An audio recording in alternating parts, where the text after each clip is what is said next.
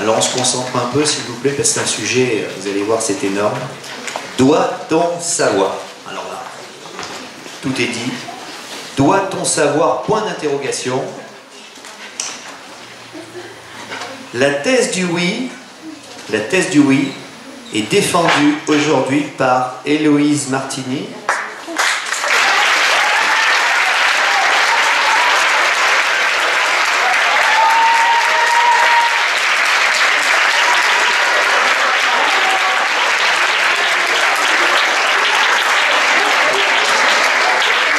Alors, Héloïse Martini, effectivement, qui bénéficie d'un fan club de grande qualité, dont la pertinence de l'intervention ne sera pas acceptée dans les prétoires, mais ici, je pense que c'est bon. Donc, Madame, vous défendez la thèse du oui pour le sujet « Doit-on savoir ?» et sans plus attendre, nous vous laissons la parole.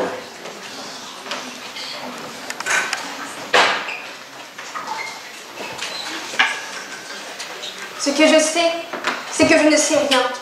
Ces paroles, attribuées à Socrate, mettent en avant un aspect élémentaire du savoir, et non moins incontestable. Sans savoir, on ne peut pas savoir. Sans savoir, on perd son libre arbitre et la possibilité de choisir. Choisir de continuer, ou bien au contraire, de renoncer. Sans savoir, on perd sa liberté. On perd la vérité. Monsieur le Président, Mesdames et Messieurs les membres du jury, cher public, chers contradicteurs, oui. Aujourd'hui, en ce jour de finale, dans un contexte idéal, sur un sujet primordial, je vous l'affirme, nous devons savoir. Et le fait de savoir qu'on ne peut pas toujours tout savoir montre bien une chose certaine, que le savoir est essentiel. Pour trouver ses limites, comme pour atteindre la réussite. Savoir, pour être heureux, dans un camailleux de connaissances incessants, mais non moins savoureux. Savoir. Mais de quel savoir parlons-nous concrètement? Le verbe savoir est issu du latin savere, qui a d'abord un sens général signifiant avoir la connaissance de quelque chose, pouvoir comprendre une chose, apprendre, l'apprendre. Il signifie également être en mesure de pratiquer un art grâce à ses connaissances, justement. Le savoir se réfère à la sagesse, à la faculté de compréhension, à l'univers de la réflexion. D'avoir assez de culture pour devenir mature, de savoir relativiser afin d'atteindre la vérité. L'apprentissage de ce savoir est certes long. C'est un apprentissage à toute heure, renouvelable, à tout âge. Le savoir est insatiable et se nourrit de l'envie d'apprendre. D'un point de vue plus philosophique, le savoir consiste à appréhender par l'esprit, avoir la connaissance complète de, pouvoir affirmer l'existence d'un fait. Un exemple concret. Quand j'ouvre un livre, n'ai-je pas la conscience de l'ouvrir et la conscience de pouvoir l'ouvrir? En effet, le savoir se réfère à une personne physique ou morale douée de conscience. On pourrait alors légitimement subodorer que par opposition, une personne qui n'a pas de savoir ne serait pas non plus douée de conscience. Mais savoir, c'est aussi et surtout informer, discuter avec notre entourage, communiquer avec le monde. C'est parfois aussi une capacité, savoir parler, savoir manipuler un objet, maîtriser une technique particulière qui nécessite de l'expérience et de l'habilité dans une matière, bref, un savoir-faire. Le devoir, quant à lui, est issu du latin debere, qui signifie avoir quelque chose en le tenant de quelqu'un. Par extension, il s'emploie pour marquer une obligation. Obligation morale ou juridique. Il s'apparente donc à une nécessité pleine de sévérité. Alors, doit-on avoir la connaissance? Doit-on savoir? Et à quoi cela peut bien servir de savoir? Mon contradicteur tentera d'y répondre par la négative.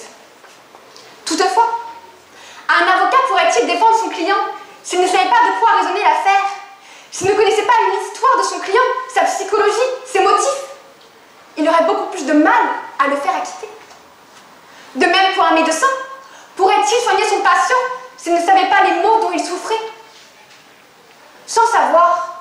nulle santé. Sans savoir, nulle liberté. J'y réponds donc moi par la positive. Nous devons savoir. Nous devons savoir car, d'une part, le savoir est une exigence morale, une exigence sociétale, en ce qu'il permet de faire un à plusieurs, et fonde par conséquent un réel devoir de savoir qui tente de pallier à un besoin de vérité. D'autre part, parce que le savoir permet un véritable épanouissement personnel, tant bénéfice altruiste qu'égoïste. Tout d'abord, on doit savoir, pour comprendre le monde qui nous entoure, pour l'interpréter et en devenir fasciné. Savoir, c'est comprendre comment la moindre des choses est liée au tout, selon les propos d'Alain. Savoir comment un minime détail s'accompagne d'une influence capitale. Comprendre que le savoir est la source de l'humanité, de l'évolution, des mentalités.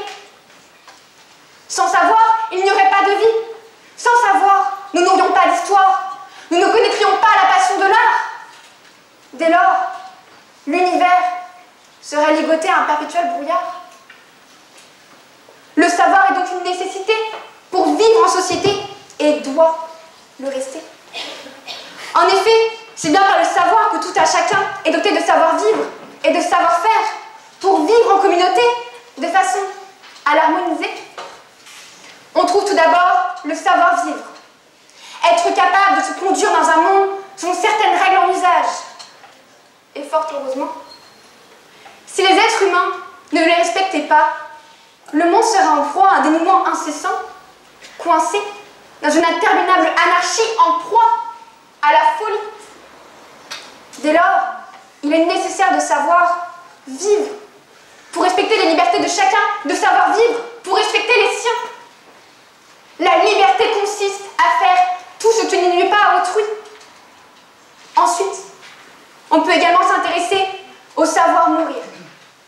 Étonnant, me direz-vous, mais pas nécessairement. Il faut savoir accepter qu'une vie ne s'étende pas à l'infini. Savoir accepter la mort pour mieux comprendre la vie.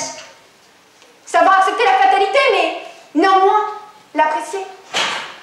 Et Anne Baratin le disait bien elle-même, savoir vivre amène à savoir mourir. Enfin, nous devons savoir dire les choses, les bonnes choses, tout comme les mauvaises.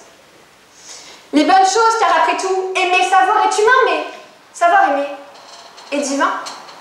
Selon le philologue Joseph Rouff, il ne faut pas avoir peur de dire que l'on aime une personne, ne pas avoir peur de l'admettre à cause d'une fierté mal placée ou d'une simple fragilité, ne pas avoir peur tout simplement. Et le savoir abat la peur. Dévoiler ses sentiments en grand jour, c'est aussi ça, savoir. Savoir que rien de cela ne nous tuera. Savoir que la véritable puissance est parfois liée à l'aveu de sa propre faiblesse. Que l'importance existe à partir du moment où on se dévoile. À partir du moment où on n'a plus peur de savoir ce que l'on veut. À partir du moment où l'on veut se montrer et dire oui, je sais. À partir du moment où on n'a plus peur de savoir qui l'on est. Pour ce qui est des moins bonnes choses, faut-il savoir quand on est trahi par un ami? Faut-il savoir si on vous assène des critiques dans votre dos? Faut-il savoir si vous êtes trompé par votre être aimé? Certains diront que non. Non. Car la souffrance est une épreuve douloureuse. La vérité est une épreuve frappante. On ne peut plus l'éviter. On ne peut plus nier l'évidence. La vérité nous frappe de plein fouet, nous force à la contempler, nous laissant alors aveuglés. On ne peut que s'échapper du monde des opinions pour accéder à celui de la vérité. Mais lorsqu'on sait enfin la vérité, on ressent un sentiment de sérénité, enfoui, dans un abyssal chagrin. Oui, la vérité peut faire souffrir. Et la souffrance est un sentiment bien trop dense, mais malgré tout, cela reste un gai savoir, pour reprendre l'expression de Nietzsche. Au fond de notre être, nous sommes apaisés de connaître la vérité, même si cet apaisement n'est pas pour autant agréable. Car oui, la vérité est bien pire qu'un monde d'illusions où l'on peut se complaire. Mais temps va, tout s'en va. Chantait Léo Ferré. Le chagrin finira par laisser place à cette sérénité que jusqu'alors il occultait. La vérité, c'est le vrai, et l'homme doit vivre dans le vrai. Et ce n'est pas le philosophe Platon qui aurait pu penser le contraire. Dans son allégorie de la caverne, il en profite pour dévoiler l'importance de la quête de la connaissance et sa transmission pour éclairer les hommes, pour ne pas rester effrayé par les ombres de l'inconnu, mais réussir à faire étinceler son époque par ses lumières. Malgré cela, certains préféreront rester dans l'ignorance, aveuglés eux par leurs pensées, et se dire que leur vie est meilleure ainsi. Ils restent alors dans l'ignorance, par choix parfois, par absence de choix, d'autres fois. Or, nous avons un devoir de savoir pour notre bien, mais également envers les autres. Et ce devoir peut se transmettre de multiples façons. Premièrement, l'école a un devoir d'apprentissage, un devoir d'inculquer des leçons avec passion. La mission de faire communiquer son savoir avec détermination. De transmettre des connaissances via la science, que ce soit d'une part les sciences dures, ces sciences irréfutables qui prouvent bien que le savoir est indiscutable, les mathématiques, la physique, que d'autre part les sciences humaines qui nous enseignent à penser par soi-même, qui édifient un esprit critique et nous offrent un regard perçant, artistique. Telle que l'histoire, il est intéressant de se cultiver et d'apprendre des épreuves marquantes, étudier des coutumes apparentes, appréhender des croyances étonnantes, se plonger dans les années folles ou bien naviguer jusqu'au sommet de l'acropole. Mais outre cet aspect nécessaire à notre développement personnel et épanouissement spirituel, il faut également connaître le passé historique pour ne pas reproduire les mêmes erreurs, pour changer les leurs. Et n'est-ce pas merveilleux? Et n'est-ce pas merveilleux, cher jury, de pouvoir accéder à un univers intellectuel plein de richesses et de prouesses? N'est-ce pas merveilleux de pouvoir apprendre à compter, à lire, à écrire? Ces facultés, d'un classique banal, mais non moins vital, elles vous paraissent évidentes maintenant. Mais rappelez-vous de comment c'était avant. Rappelez-vous de l'effort que cela vous a demandé et de l'épanouissement que cela a engendré. Rappelez-vous de ce jour où vous êtes senti la personne la plus importante de la Terre, la plus triomphante, la plus conquérante. Parce qu'enfin, vous saviez. De ce jour où vous avez réussi à faire pour la première fois une chose qui vous semblait impossible. De ce simple jour où vous avez appris à lire. De ce jour où vous avez réussi à transmettre vos pensées, à dire ce que vous vouliez. Au moins une fois dans votre vie, vous avez réussi à faire ce qui vous semblait inatteignable. Et comment oublier l'inoubliable? On ne se rend pas toujours compte, et bien souvent avec le temps, la magie qu'engendrait ses capacités se retrouvera peu à peu dissipée. Oui, la magie du savoir se retrouvera peu à peu brisée. Mais n'oubliez pas que toutes ces facultés-là, on ne les doit pas qu'à soi. Et oui, la réussite ne dépend pas que de soi-même. C'est un savoir qui nous a été transmis et que nous avons le devoir de transmettre à notre tour, nous aussi. Tout comme le font des parents vers leurs enfants. Ils ont eux aussi un devoir de savoir. Sans éducation, nous ne pourrions évoluer. Nous ne resterions que des êtres en proie à nos instincts primaires, sans aucun contrôle intermédiaire. Nous sommes maîtres de notre savoir et avons le devoir de l'entretenir pour notre bien, mais aussi pour celui des autres. Secondement, le savoir est également important du point de vue de la politique. La censure, par exemple, empêche de manière incontestable la transmission d'informations. Le savoir est nécessairement lié au respect des libertés. En effet, une omission d'information, synonyme d'absence de savoir, engendre indiscutablement une absence de liberté. Sans savoir, le peuple n'est plus libre. Sans savoir, le peuple plonge vers un inlassable mensonge. Dès lors, la nation n'a plus le choix de vouloir connaître un fait ou de ne pas vouloir le connaître. Et quand le peuple l'apprend enfin, il se révolte. Il se révolte contre cette injustice blasphématrice qui l'a privé de sa liberté d'expression, privé de savoir, privé d'exprimer son opinion. Si on ne sait pas une chose qui nous est due, nos droits sont bafoués, nos devoirs maltraités, nos libertés déchirées.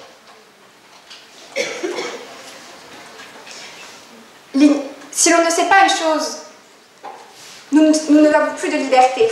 Cette liberté qui commence là où l'ignorance se finissait. L'ignorance. Cette nuit où commence l'abîme, comme l'a qualifié si subtilement Victor Hugo. Oui. L'ignorance touche celui qui ne sait pas, et ne saura peut-être jamais. Il serait vain de penser qu'elle ne touche que les plus faibles. Elle plane autour de nous. Elle attend juste le moment opportun pour s'immiscer en nous. Alors, pour ne pas que ce moment ne survienne, il faut cultiver son savoir. Ne pas se laisser submerger par l'obscurité et se noyer dans la méconnaissance de l'humanité. Alors oui, on doit savoir. Car le savoir est la plus belle des armes contre l'ignorance. Il permet de combattre l'invisible. L'ignorance, c'est la plus inquiétante et dévorante des maladies, car elle s'attaque directement à notre esprit. Elle peut nous pousser à faire des actions menant à la dévastation. On doit savoir pour différencier le bien du mal, pour devenir pleinement soi-même et avoir une conscience morale. Et peut-on réellement passer notre vie dans l'ignorance, sans aucun savoir, sans savoir? Peut-on passer une vie sans savoir communiquer, se déplacer, subvenir à nos besoins? Peut-on vivre sans ne savoir survivre? Ne devient-on pas alors spectateur d'une vie qui n'est pas la nôtre? Mais finalement, est-ce vraiment une vie de vivre dans l'ignorance? Selon l'auteur Balthazar Gracian, savoir vivre aujourd'hui est le vrai savoir.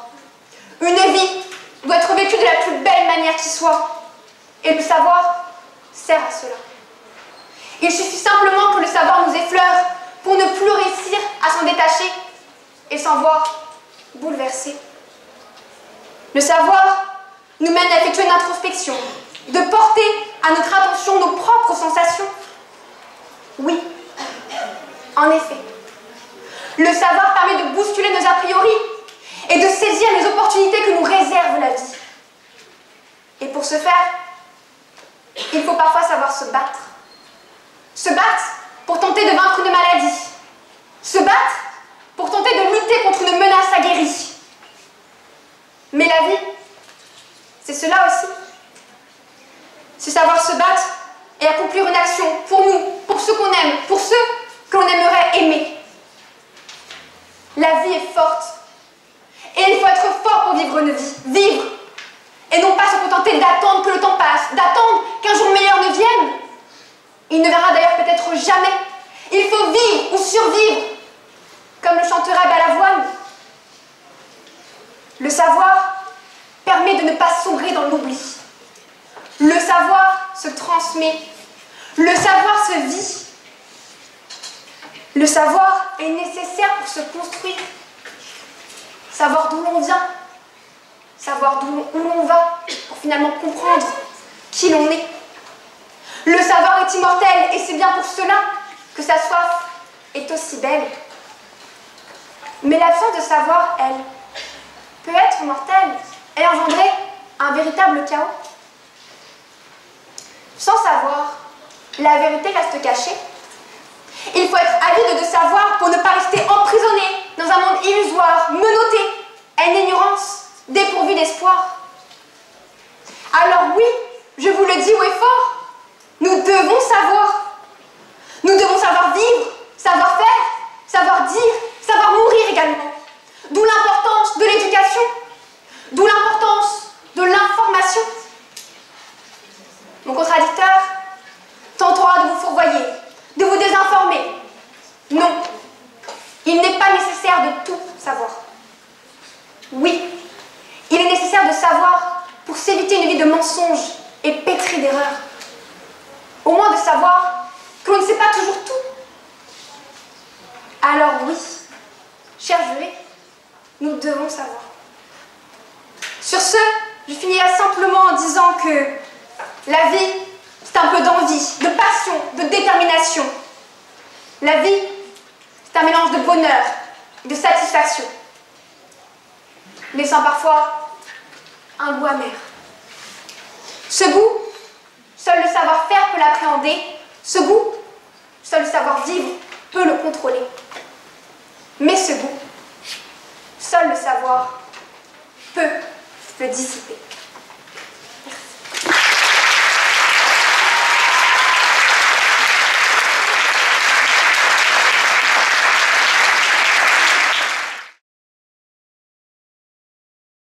La thèse du non, je ne savais pas personnellement qu'il y avait la possibilité d'un binôme, qu'il y a un binôme, mais vous n'intervenez pas. C'était juste pour que vous sachiez. Nous allons donc aborder la thèse du non, et c'est M. Antoine Comon.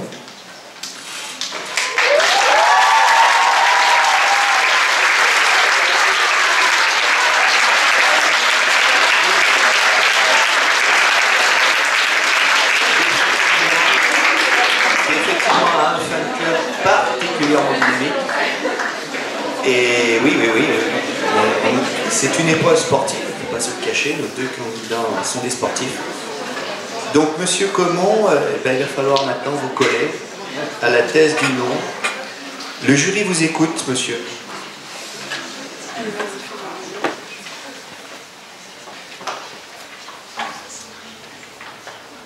Je jure, comme avocat, d'exercer mes fonctions avec dignité, conscience, indépendance, probité et humanité. Cher jury, cher public, chère contradictrice, aujourd'hui, nous avons l'honneur, le privilège de pouvoir porter cette robe avant l'heure. Mais sachez que ce serment, je rêve de le prononcer un jour. Je souhaiterais partager avec vous une anecdote. On m'a souvent posé cette question. Mais si tu étais avocat, serais-tu capable de défendre un criminel, un meurtrier, un pédophile? Cette question présuppose que l'avocat sache si son client est coupable ou non. Mais dans une telle hypothèse, il ne pourra lui assurer la meilleure défense, parce que l'avocat ne pourra plaider la non-culpabilité. En effet, il est tenu par des obligations déontologiques, et il ne peut mentir délibérément à la cour. Alors en aucun cas, l'avocat devra donc savoir si son client est coupable. Quant au reste, tout le monde a le droit à un procès équitable. Innocent tant qu'on n'a pas prouvé qu'il est coupable. Comme disait Voltaire, mieux vaut 100 coupables en liberté qu'un innocent en prison. Doit-on savoir? Il résonne dans ce sujet de nombreuses questions. Qu'est-ce que le savoir? Savoir rend-il heureux? Devons-nous tout savoir? Devoir implique une obligation morale, sociale ou légale. Pour Louis Hamelin, le savoir, sans le savoir, c'est ce qu'on appelle l'instinct. Il estime qu'il existe alors des choses innées. En effet, ai-je besoin de savoir dessiner pour peindre? Un bébé a-t-il besoin de savoir parler pour se faire comprendre? Je crois que nous connaissons tous la réponse. Doit-on savoir? Le savoir, c'est ce qui ressort de l'apprentissage, cette connaissance. Cependant, Montaigne écrivait dans ses essais que savoir par cœur n'est pas savoir. C'est tenir ce qu'on a donné en garde à sa mémoire. Dans cette dimension plus intellectuelle, le savoir s'oppose à la compréhension, qui elle permet d'assimiler, d'embrasser la complexité d'un fait, d'une hypothèse ou d'une théorie. Toute connaissance se base sur une convention admise par l'homme. La science infuse est un mythe. Les vérités absolues, établies depuis des siècles, sont réfutées chaque jour. Chaque jour. En effet, Georges Bernard Shaw démontrait qu'il y a aujourd'hui plus de gens crédules qu'il y en avait au Moyen-Âge. George Orwell nous demandait « Comment savons-nous que la Terre est sphérique? Comment savons-nous que la Terre tourne autour du Soleil ?» Il s'agit bien là de vérités scientifiques, admises par nous tous, sans même que nous puissions les remettre en doute. parce que celui qui prétendrait le contraire passerait tout simplement pour un imbécile. Or, chère contradictrice, je doute que vous-même soyez en mesure de me démontrer que la Terre est bien sphérique et qu'elle tourne autour du Soleil. De par nos propres constatations, nous sommes seulement capables de démontrer le contraire. Le savoir scientifique s'efface face au doute. Descartes a bien tenté de refonder les sciences avec des certitudes absolues, indubitables, mais en développant le doute systématique, il s'est aperçu qu'elles étaient toutes ébranlables. Une certitude absolue.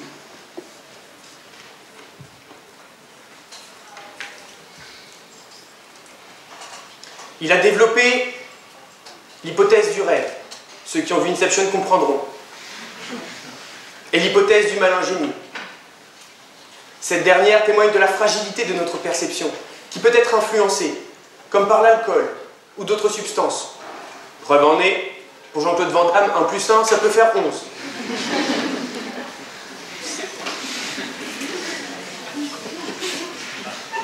Notre perception du monde peut être influencée par nos croyances et nos convictions. Nous sommes des nains juchés sur des épaules de géants. Le savoir est une source de désespoir. Les sociologues Dunning et Kruger ont distingué 2 positions sur le savoir. Celui d'entre nous qui pense savoir est au sommet de ce qu'ils ont appelé le monde stupide. Pardonnez-moi de l'expression, en d'autres termes, le problème d'être con, c'est qu'on l'est suffisamment pour ne pas s'en rendre compte. Cependant, on tombe vite dans ce qu'ils ont appelé la vallée du désespoir, car en approfondissant ne serait-ce qu'un peu un sujet, on s'aperçoit que l'on ne maîtrise absolument rien. Un peu comme nous dans nos études de droit d'ailleurs.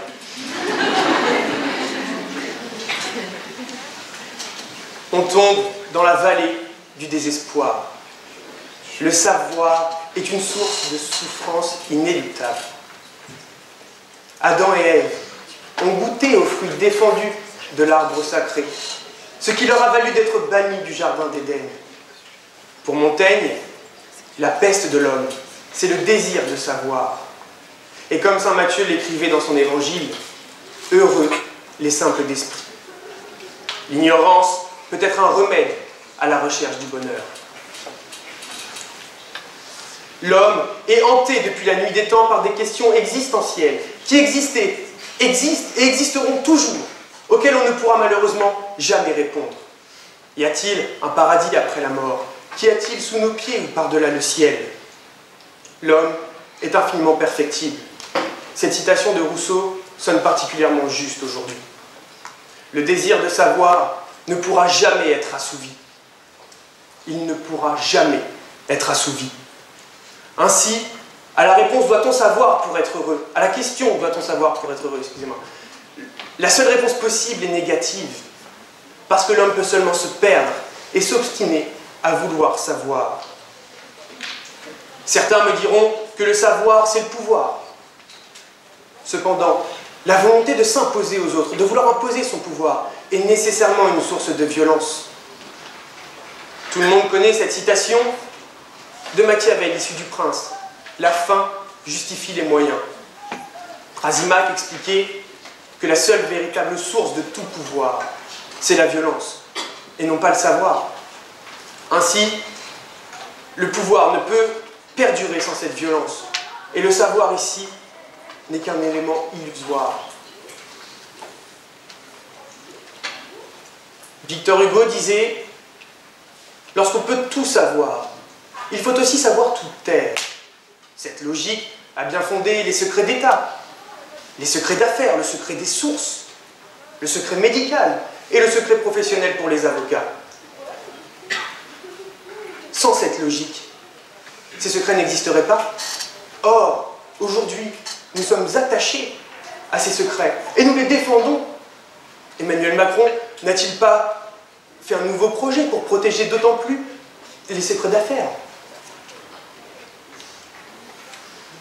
De manière plus actuelle, aujourd'hui, cette année, l'année dernière, en 2018, le journaliste Jamal Khashoggi, après avoir fui son pays en 2017, a été assassiné le 2 octobre 2018.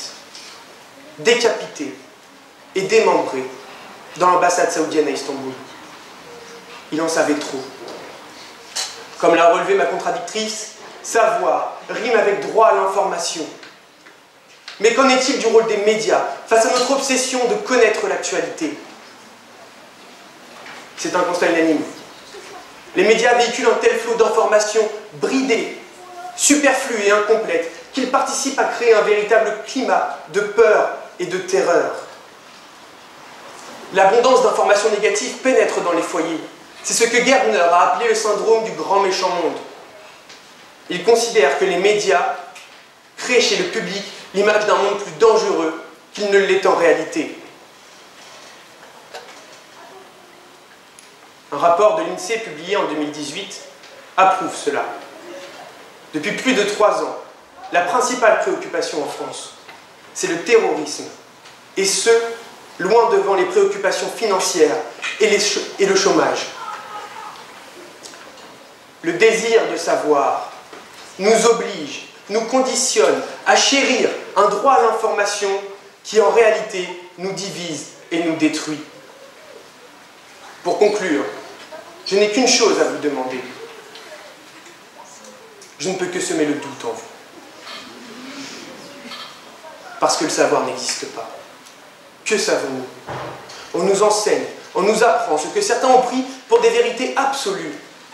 Notre pensée est dictée pour que l'on croie sans douter. Mais croire n'est pas savoir. Arriverez-vous à répondre à cette question? Que savons-nous? Parce que, cher jury, cher public et chère contradictrice, je suis comme vous, un homme, avec des qualités mais aussi beaucoup de défauts, ni plus intelligent, ni plus brillant que vous, car je ne sais qu'une chose, je ne sais rien.